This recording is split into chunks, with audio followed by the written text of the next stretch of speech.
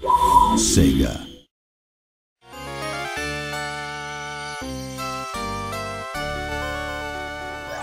When I was thinking about what people remember fondly about the game, at the time I think it was enjoying the thrills and getting the timing right when they played it. I think enjoying the game world and experiencing the fantasy world of Disney were a big part of it too. What they'll see in the 2013 version will be nothing like the old game in some sense, but I'm hoping that players can relive the same emotions when they play it.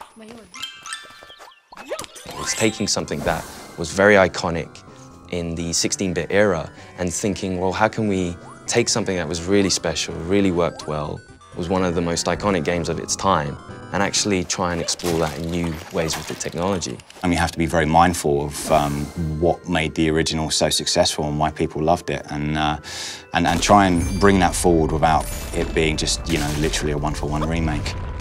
There were a lot of unique games at the time in terms of graphics or the general atmosphere of the game. Even among those, this game made an impression that still lasts.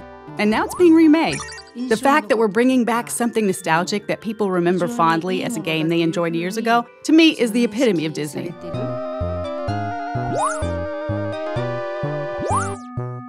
The original game, it just had a lot going for it. I think even the name Castle of Illusion was something cool, you know, straight away Castle of Illusion says, oh, what's that? Oh, what's inside that castle? And then you've got Mickey Mouse, biggest character in the world, so straight away you're like, oh, that's awesome, we're going to play Mickey Mouse through this Castle of Illusion. And it innovated on all levels, camera, control, platforming, and I think the core gamers absolutely loved it. So that in essence, it's a very simple platformer, but it grabs the magic of Disney, the magic of Mickey.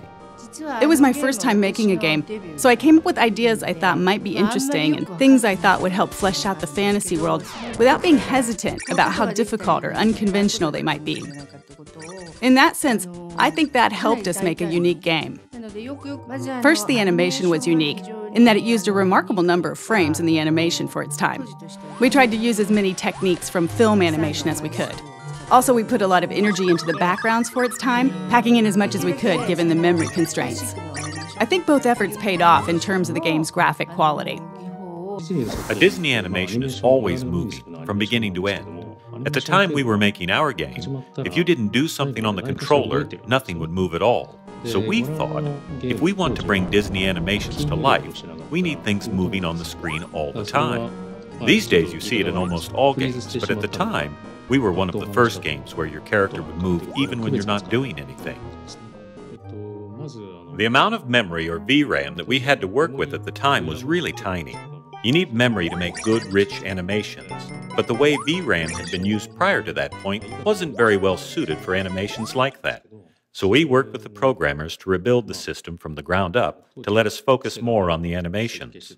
Once we got the animations where we wanted them, we adjusted the character's movements pixel by pixel for a better feel when the player controls him. When we were told to make a Mickey Mouse game, I didn't want to make a game that was just about Mickey being cute. Our focus was on how we could include the Disney World view from their classic movies.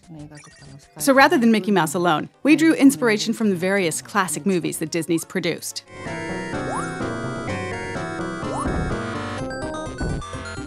Games at the time were 8-bit or 16-bit, so there wasn't really a lot of room to work with.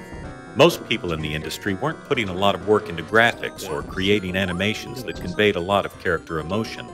When we watched Disney movies and Mickey, it seemed like such a waste to take the fluid animations and beautiful backgrounds and turn them into pixelated graphics. So I think we put a lot more work into the graphics than any other title at the time. When we were making the Dragon Boss for the Candy stage, we couldn't figure out what to use for the dragon's body. Someone from Sega's US office sent us some licorice as a suggestion. Most of the team hated it, but I couldn't stop eating it. I was holding one of the hollow ones in my mouth and breathing through it like a straw as I worked, and ended up filling the whole room with the smell. When we were working on this game, I was focused on animations and recreating the world of Disney, and now, modern technology can deliver Disney visuals directly and cinematically rather than via blocky pixel graphics. The new game will be able to recreate the world of Disney movies on a level that we weren't able to reach. The world the game creates, and the game itself as well, will be that much closer to the world you see in the movies. People will be able to enjoy that as they play. The original game had this, and it's there in the remake as well. The essence of Disney, a positive world of dreams, peace, and imagination. It's the epitome of Disney, and I hope everyone enjoys that in the new game, too.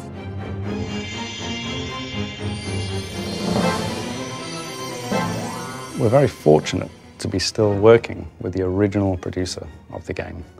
I don't think many other studios have ever had that opportunity. Sega actually approached us about this a number of times, so I've seen prototypes and ideas from other developers as well. But with SSA's prototype, it took me back to when I was working on the original game. It reminded me of things I was feeling at the time, or what was going through my head as I was working on it. That's a wonderful thing, and it made me really want to work with them. The prototype we delivered was actually to be presented to the producer of the original game.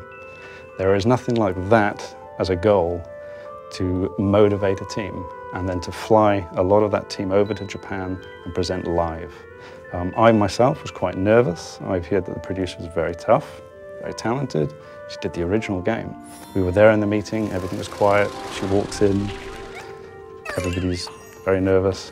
It went phenomenally well. She was happy, she was laughing, she enjoyed what we did to Mickey. For us to change the mechanics, we have to be very cautious.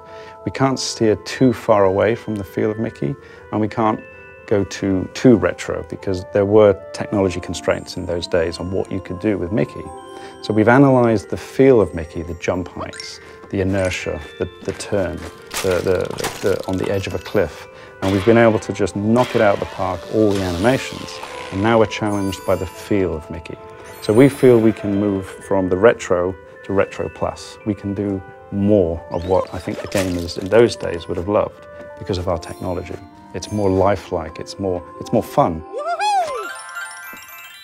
The lighting effects are taken into the account, the candlelight in the background. So all of a sudden the personality, the core pillar of the game, Mickey, is brought to life. And that's something that we really want to do with Castle of Illusion, is try and modernize Mickey, but put him in the context of what we had before in the original game. And our challenge then is to try and improve the animations, the look and feel of Mickey, the characters around Mickey, the environments that he's in, and even the music score is a massive part of that whole Disney package. Primarily, we're able to do a lot more with the sound effects, the mixing, the environmental effects. I mean, these are all things that we come to expect without realizing it. If a fan of the original picks up and plays the new Castle of Illusion, I think they're going to be really surprised. I think they're going to feel like this is Castle of Illusion, and I think we've played a few little tricks on them along the way. And I think if they're looking out for those things that they remember, they're going to see them and a few extra as well. That's the thing I'm most nervous about. When people who've played the game before get their hands on the new game, what will they think? I can't wait to find out. It's expressed in a completely different way, but the essence is the same. So I hope the enjoyment they experience from it is the same.